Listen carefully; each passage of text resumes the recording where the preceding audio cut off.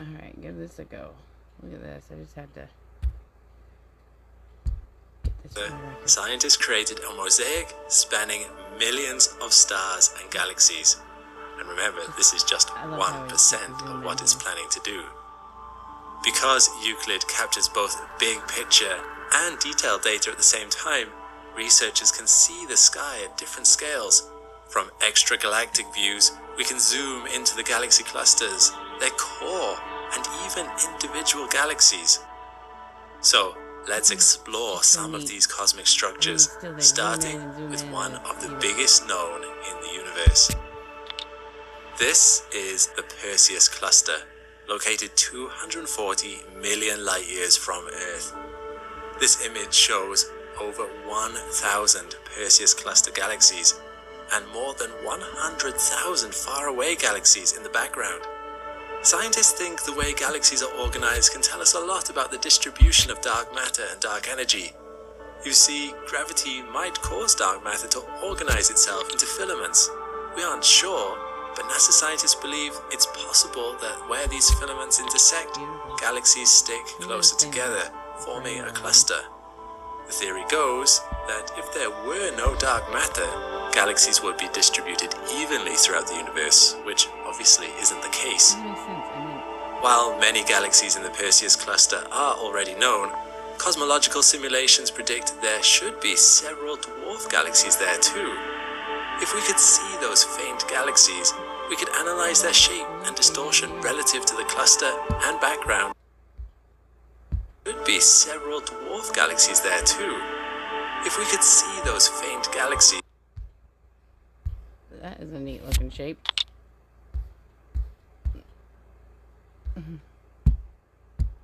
we could analyze their shape and distortion relative to the cluster and background to determine how dark matter is distributed. The problem is, these dwarf galaxies tend to be overshadowed by older stars shining infrared light.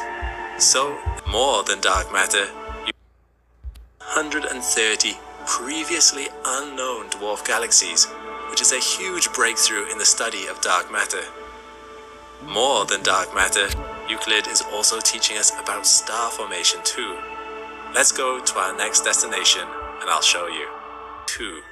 Shining bright 1.6 million light-years away. It was first identified as a remote stellar system by Edwin Hubble in 1925. Now, almost 100 years later, Euclid is sending back high-resolution images of the entire galaxy and its surroundings. The James Webb Space Telescope did also image this galaxy a few years ago, but a much narrower field of view.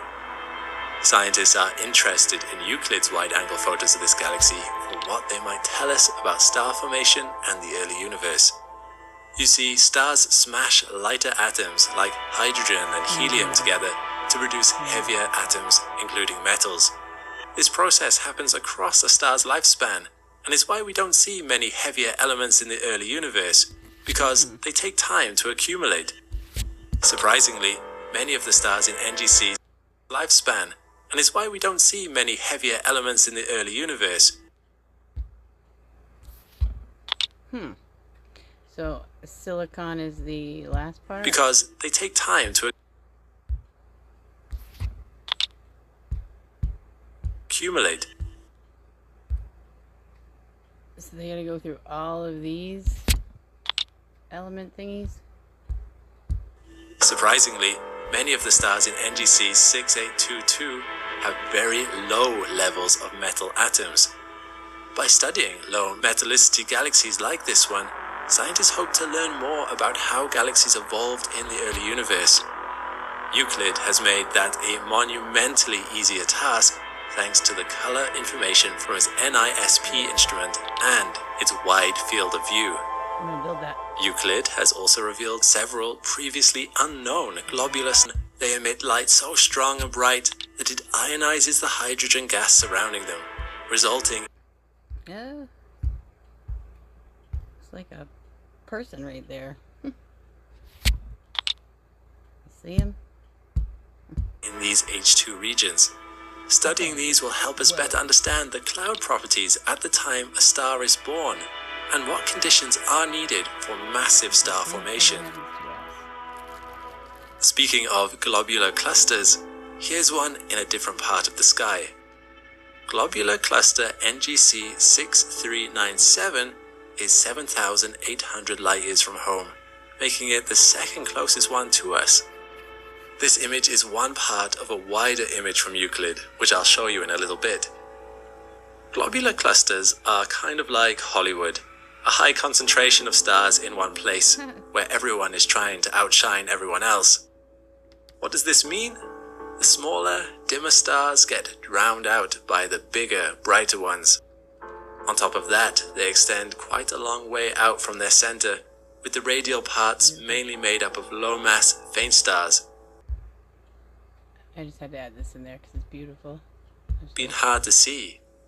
Ironically, it is these faint stars that hold the most scientific interest for unlocking the history of the Milky Way. As David Massadri of the National Institute for Astrophysics in Italy puts it, currently no other telescope than Euclid can observe the entire globular cluster and at the same time distinguish its faint stellar members in the outer regions from other cosmic sources. Hubble actually imaged the center of this cluster in 2021, but to image the entire cluster, including the sprawling outskirts like Euclid did, would have taken it far too much time and resources. On the other hand, Euclid's euros on the development. It's worth noting that the technology that allowed Euclid to capture these images wasn't cheap. ESA spent an incredible 1.4 billion euros on the development, construction, launch, and operation of Euclid. Anything that might have reduced that cost to get that data about our universe would have surely been welcome. Well, we might not be able to help with that, but if you're trying to see the sights around Earth and are struggling to keep the costs of buying data hiding. That's the last one. Our fifth and final photo shows the Horsehead Nebula. It has been photographed by various telescopes before, but never with such a sharp and wide view as Euclid managed. Again, this shot was taken in just 1 hour, which is absolutely mind-blowing. It's like someone just stopped at a viewpoint and snapped a picture. Located approximately 1,375 light-years away, this is the nearest massive star-forming region. It lies just south of Alnitak, located approximately 1,375 light-years away. Alright, so that would be Orion, as we would call it. Alright, and his belt. This is the nearest massive star-forming region. It lies just south of Alnitak, the easternmost star in Orion's 3-star belt, and is part of the expansive Orion molecular cloud. Oh, there it is. It is in this swirling nebula the scientists hope to find evidence of many previously unknown Jupiter-mass planets. One such planet has already been identified, Sori 62, a young planet 10 times the mass of Jupiter and a temperature of 1,200 degrees Celsius. The clouds behind the Horsehead Nebula are illuminated by UV radiation from nearby star Sigma Orionis, while the clouds of the Horsehead Nebula itself are made up of cold molecular hydrogen, which gives off barely any heat or light. This makes the Horsehead Nebula an interesting place to learn more about star formation, as scientists can observe and compare how stars form in dark versus bright clouds. Sigma Orionis is part of a group of stars called an open cluster, which researchers hope to get a more complete picture of with Euclid's data. For example, free-floating planets have been known to exist in Sigma Orionis, but with Euclid's ultra-high sensitivity, scientists found many smaller FFPs than were previously documented. As one research paper put it, FFPs in that zone appear to be ubiquitous and numerous. And this is just the beginning. With another 5.5 years of mission time left, Euclid still has a lot of ground to cover. Along the way, the data and images it collects will be pivotal to helping scientists unravel the mysteries of dark matter, dark energy, and the origins of stars, galaxies, and the universe itself.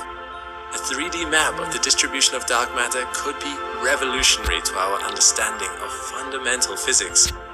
Until then, we'll just have to entertain ourselves with more images as they come out. Thanks for watching. If you like this video,